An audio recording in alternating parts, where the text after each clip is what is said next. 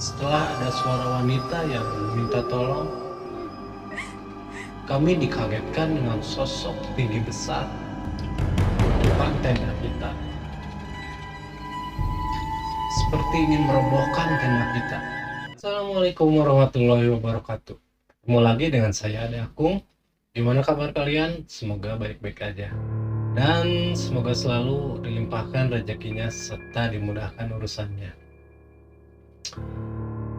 Kali ini saya punya cerita yang dikirimkan dari wawan11@gmail.com yang menceritakan pengalaman pribadinya tentang mendaki Gunung Salak yang diganggu saat pendakian Gunung Salak oleh makhluk-makhluk halus. Sebelum mulai ceritanya, terus dukung kami dengan cara like, komen, dan subscribe. Karena bertambahnya subscribe membuat kami terus semangat berkarya. Dan mau tahu ceritanya? Simak cerita berikut.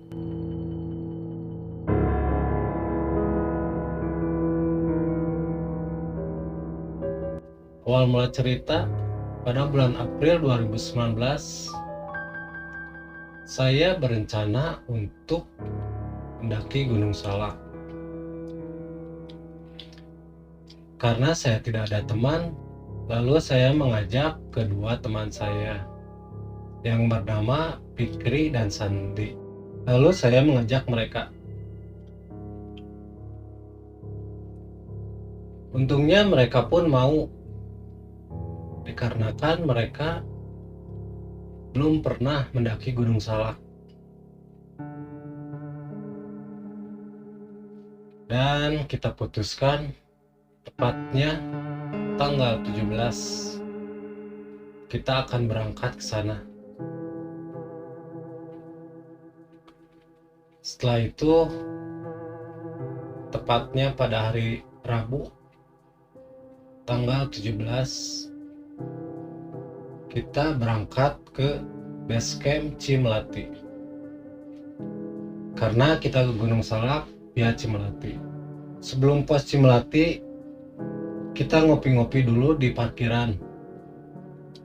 Karena di pos Cimelati terdapat 2 warung dan 1 musola di sana. Pas kita sampai ke parkiran, lalu ada tukang parkir di sana. Dan saya pun hampiri. "Bang, pos Cimelati masih jauh gak?" Dan kata tukang parkir, Dekat kok, sekitar 10-15 menit. Cuman jalannya agak menanjak. "Oh gitu ya." Nah, terus di situ saya bertanya kembali ke tukang parkir, "Bang, kalau ke puncaknya dari pos lumayan jauh gak?" Ya pastilah jauh. Ada sekitar 4 jam gitu. Tapi dibandingkan jalur-jalur lain, Cimelati ini paling dekat treknya ke puncak. "Oh gitu ya bang." "Iya," katanya, kata tukang parkir tersebut. Setelah kita ngopi-ngopi dan beristirahat, lalu kita berangkat ke pos Cimelati untuk registrasi. Dan setelah registrasi, lalu kita packing alat peralatan apapun itu yang kita butuhkan untuk mendaki gunung. Dan itu udah semua. Lalu kita berangkat sekitar jam 4, karena yang saya tahu itu sudah asar gitu. Sudah asar kita berangkat mendaki gunung. Sebelum pos 1, kita pun bertemu dengan pendaki lain. Bertegur sapa, "Bang, mau turun ya?" "Iya." "Semangat ya," seperti biasa begitu. Lalu kita meneruskan perjalanan ke pos 2. Sebelum pos 2, kita ketemu sama bapak-bapak.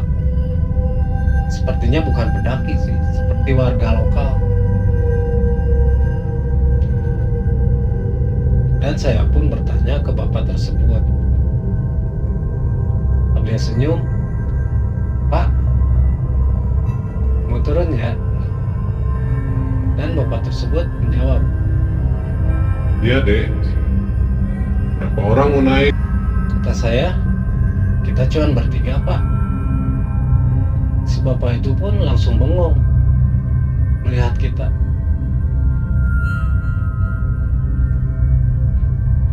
Terus bapak itu pun berkata ke kita, Nanti di jalan hati-hati ya, jaga sopan santun, attitude. Setelah kita bertemu dengan bapak-bapak itu dan memberi kami wejangan seperti jangan berkata kasar dan jaga attitude dan sopan santun. Lalu kita melanjutkan perjalanan. Setelah sampai 10 meter kita mau jalan, kok si bapak terus melirik begitu ke kita tanpa melanjutkan perjalanan. Beliau masih diam sambil memperhatikan Fikri yang berada di belakang. Saat sudah jauh, Fikri ngomong begini, attitude, bau kentut lah. Fikri bilang begitu ke Sandi. Karena saya dengar, saya hampiri Fikri. Fik, jangan ngomong gitu. Ternyata bapak tadi. Alah, bullshit lah, kata Fikri. Karena perlu diketahui, Fikri orangnya sompral, ngomongnya juga asal-asalan. Dan akhirnya kita sampai di pos 3. Dan saya mengajak Fikri untuk mengambil air. Dan Sandi tunggu di pos 3. Karena jarak mengambil air itu sekitar 50 meter. Tapi jalannya juga curam. Bukan jalan landai biasa. Saya mengajak Fikri, "Fik, ngambil air yuk." Sandi tunggu di pos, jadi kita gak usah bawa carrier. Saya dan Fikri mengambil air ke sungai. Karena jalannya lumayan curam dari pos 3 itu, Fikri ngoceh melulu. Ngoceh terus. Kata dia, di jalan curam amat, kayak nggak dijaga. Udah kita bayar, jalannya jelek lagi. Karena saya sebagai teman, saya terus menenangkan Fikri supaya dia tenang dan jalan seperti biasa. Sudah mengambil air, kita di sungai. Lalu kita pulang menuju pos 3. Saat kita menuju pos 3, di perjalanan, Fikri kok tiba-tiba diam. Gak seperti biasanya.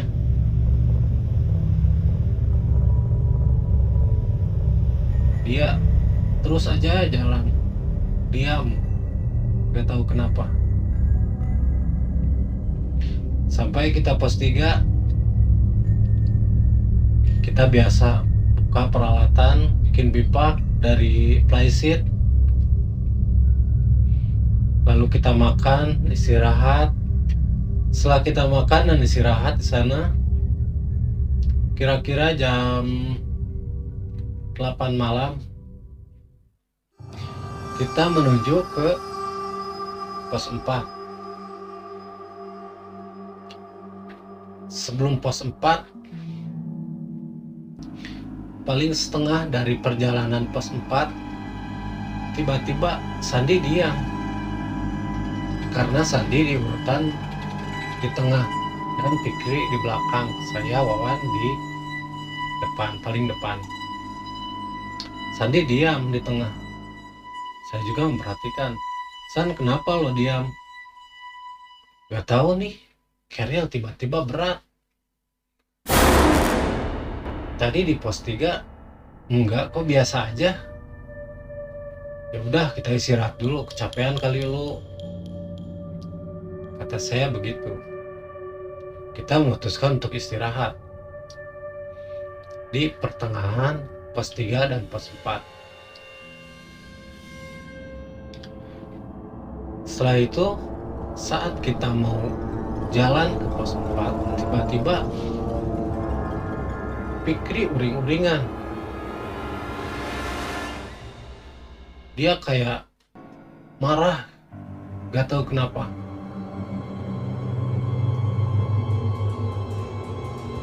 Tiba-tiba dia berteriak, saya udah gak kuat. Saya udah gak tahan. Lalu saya dan Sandi menghampiri Fikri. Pik, lo kenapa jadi gini? Karena saya dan Sandi panik. Kok Fikri jadi begini? Lalu suasana menjadi kacau. Karena Fikri uring-uringan, gak tahu kenapa. Dia udah gak kuat kan, udah gak tahan. Saya dan Sandi mencoba menenangkan Fikri. Lu kenapa, Fik? Lu kenapa? Udah tenang. Dia mulai cerita. Lu tahu gak? Dari kita pas ngambil air di bawah sungai, itu ada yang ngikutin kita.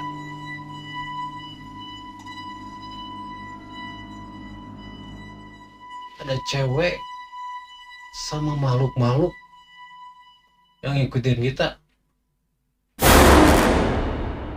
Karena saya gak lihat, saya biasa aja gitu. Saya gak lihat kopi. Iya, gua yang lihat, kata Fikri. Saat kita melanjutkan dari pos 3 ke pos 4, pas tadi tiba-tiba carrier-nya Sandi berat. Itu ada sosok di carrier-nya Sandi. Saya juga lihat. Di sini suasana jadi kacau. Emang kacau banget. Udah lama kita malam, udah gelap. Wah, jadi kacau banget suasana. Karena suasana menjadi kacau, saya coba berembuk dengan mereka. Dan di situ ada 3 pilihan. Yang pertama, kita melanjutkan pendakian sampai ke puncak. Yang kedua, kita berkemah di pos 4. Dan yang ketiga, kita membatalkan pendakian dan kembali ke pos 1.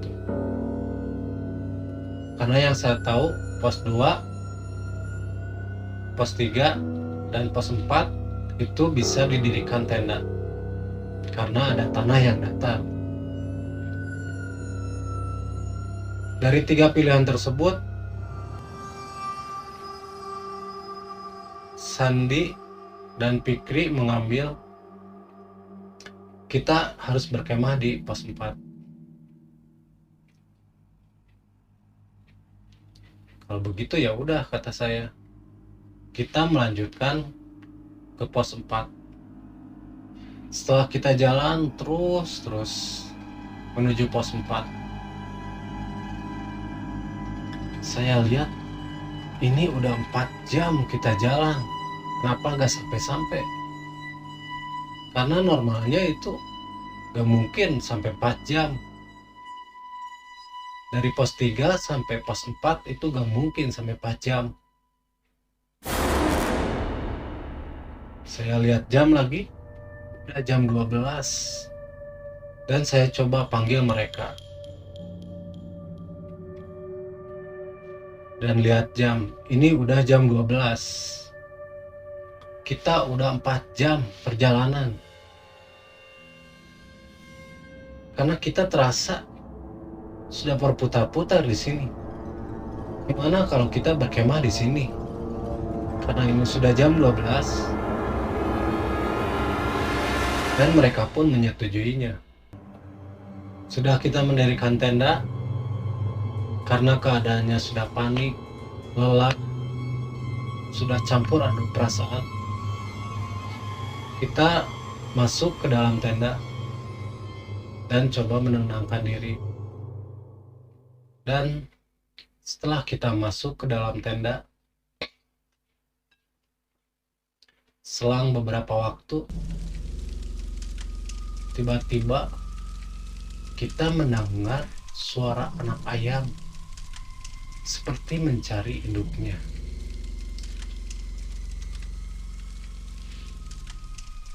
Dan di sini kita semua yang mendengar. Lalu kita bertatap-tatap muka. Apa itu ayam benar atau bukan? Kita terus diam mendengarkan ayam tersebut.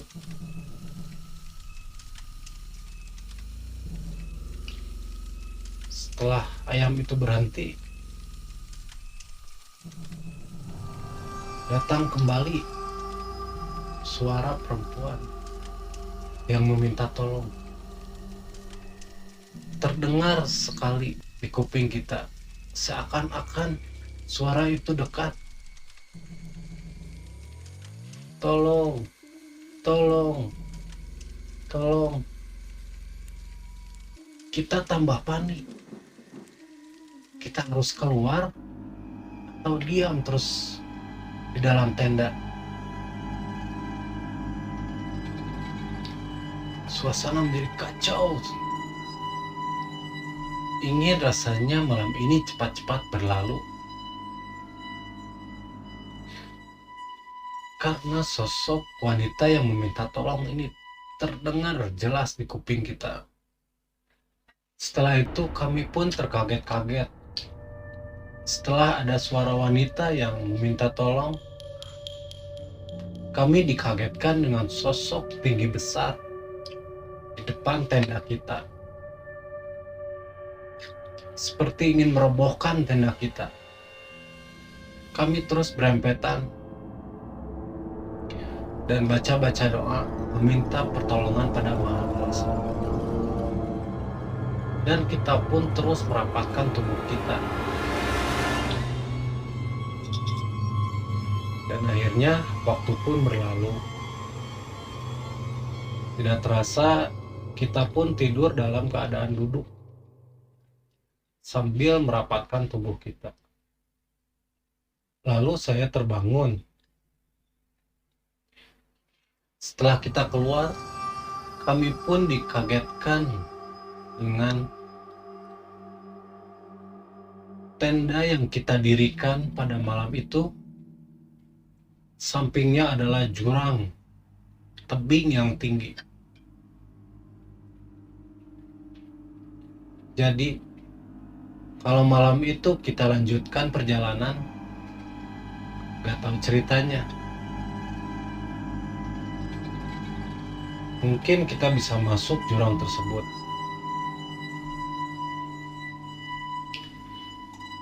Setelah itu kita mengamati area sekitar. Dari kejauhan kita melihat seperti alun-alun, lahan yang luas, dan sepertinya ada tenda pun di sana.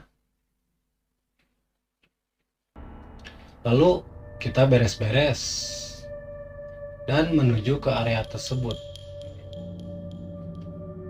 Setelah kita sampai di area tersebut, ternyata itu adalah Manik 1, puncak dari Gunung Salak, yaitu Manik 1. Dan setelah kita sampai di Manik 1, kita makan-makan, istirahat, karena kita tidak mau kejadian kemalaman lagi di jalan. kita putuskan untuk turun dari Manik 1 ke base camp jam 9 pagi. Dan kita turun dari Manik 1 ke base camp. Dan alhamdulillah di perjalanan tidak ada apa-apa. Kita lancar-lancar aja jalan. Tidak ada kejadian yang menyeramkan ataupun normal-normal saja lah. Setelah kita sampai di base camp, kita makan, bersih-bersih,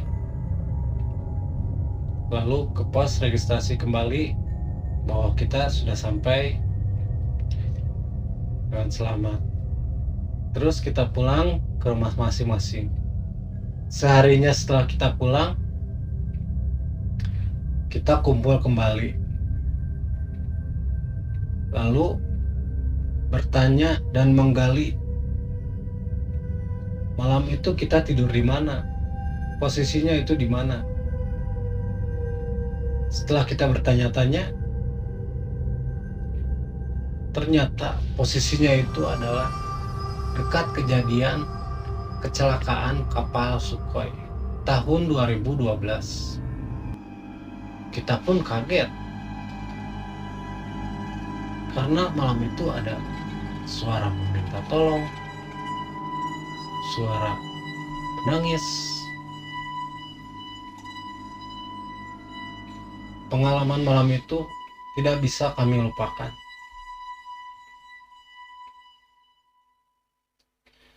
Dan begitulah cerita dari Bang Wawan.